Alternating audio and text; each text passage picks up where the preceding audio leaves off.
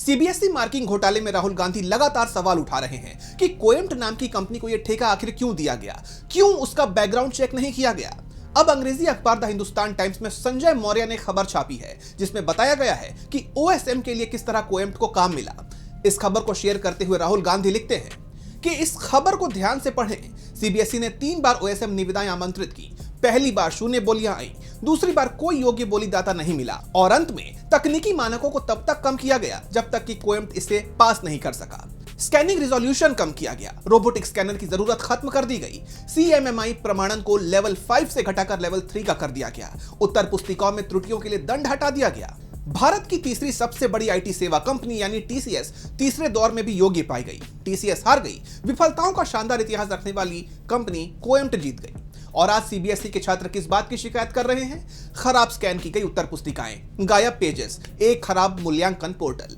शिक्षकों ने सीबीएसई को चेतावनी दी थी कि ओएसएम प्रणाली को राष्ट्रव्यापी कार्यान्वयन से पहले कम से कम 1 या 2 साल की अतिरिक्त तैयारी की जरूरत है, फिर भी इसे जल्दबाजी में लागू कर दिया गया। तो फिर मैं पूछना चाहता हूं, कौन चाहता था कि कोएम्ट जीते? किसने धीरे धीरे मानकों को कम किया जब तक ये कंपनी से पास नहीं कर सकी? प्रधान जी और सीबीएसई का कहना है कि कानूनी प्रक्रिया का पालन किया गया। यह कोई जवाब नहीं है, यह जवाबदेही नहीं है। सवाल यह है कि क्या अनुबंध ईमानदारी से उस सर्वश्रेष्ठ कंपनी को दिया गया था जो काम को सही ढंग से कर सकती थी? 18.5 लाख बच्चों का भविष्य एक ऐसी कंपनी के हाथों में सौंप दिया गया जो नियमों में हेरफेर के बाद ही योग्य साबित हुई। मुझ पर सवाल उठाने के लिए हमला करने वाले भाजपा मंत्रियों से मैं कहना चाहता हूं कि मैंने पहले दिन से ही स्वतंत्र न्यायिक जांच की मांग की है। इसे सीबीएसई से लेकर कोएम्ट को दिए गए हर अनुबंध तक सबकी जांच होनी चाहिए।